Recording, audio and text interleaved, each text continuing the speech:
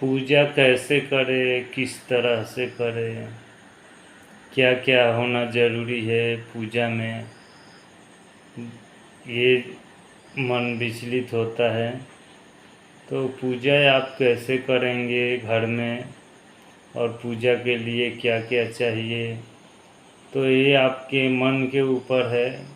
मन में है जे हम क्या चीज़ से पूजा करें और कैसे पहले करते थे, और आप अपना से अपना रहे हैं डेली पूजा, तो उस सब का नियम भी आपको सोचना होता है।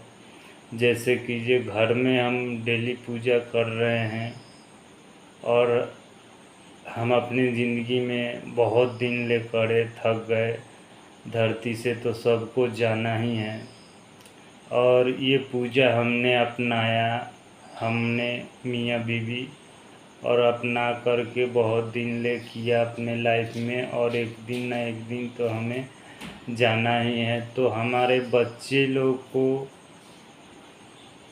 क्या वो पसंद होगा डेली पूजा करने के लिए, ये हमने सोच के अपनाया था, नहीं सोच के अपनाया था।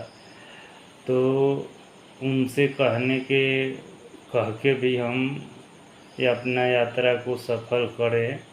जैसे शरीर को चले जाना है, और उस पीरियड में चाहे उससे पहले, और चाहे बच्चों ने देखा है कि हाँ मम्मी पापा डेली पूजा करते थे घर में, तो क्या आज के ज़माने में वो लोग पूजा करेंगे। और दिन पे दिन तो इतना बिजी वाला ज़माना आ रहा है जो हरदम कोई ना कोई चीज़ में बिजी होए जाता है। तो देखिए पूजा करने से तो शक्ति जागृत होता ही है।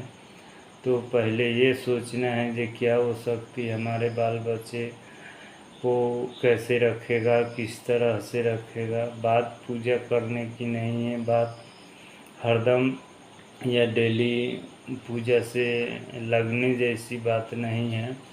बात है कि ये इसको सोचना है कि हमारे घर आंगन में जो हमने अपनाया है वो हमारे बच्चे को ठीक लगेगा कि नहीं, आगे में है वो कर पाएगा कि नहीं, ये सब देखना होता है।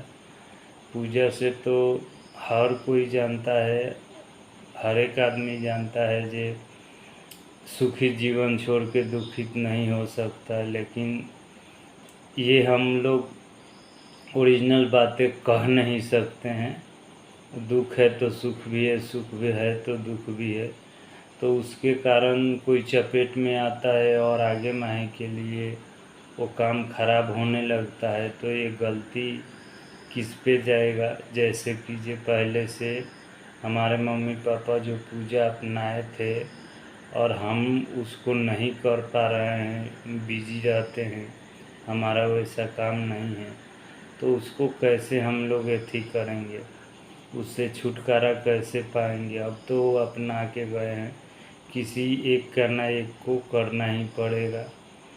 तो देखिए पूजा कोई भी हो, डेली करने से या दिन पे करने से उसको अपनाइए, और उसको बता करके जाइए और समझ के करिए जी हाँ। और जिस देवी देवता को आप कर रहे हैं वो जागृत हैं, घर के देवता हैं या बाहरी देवता हैं, उनको बहुत समझा करके और खुद को समझ के जाइए, और अपने बाल बच्चे में भी समझाइए कि इस तरह से ये पूजा करना है, और इस तरह से देवी देवता से बकछवाना कहा जाता है।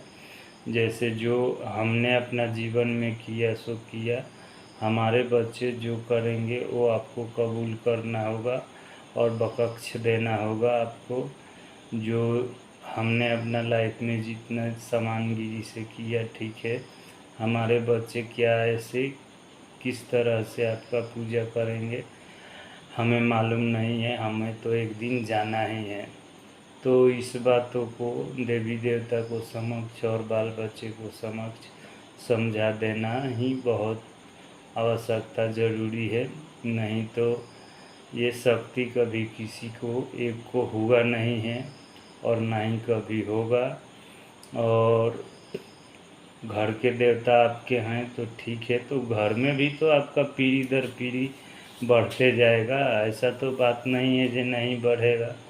तो ये शक्ति ऐसा ही है जो कि जे किसी को एक को हुए नहीं है, वो घर के देवता हो चाहे बाहरी देवता हो, बनाया गया है वो सब, लेकिन सभी शक्ति एक ही जैसा है। सब शक्ति अपने आप में बड़ा ही है और एक समान है।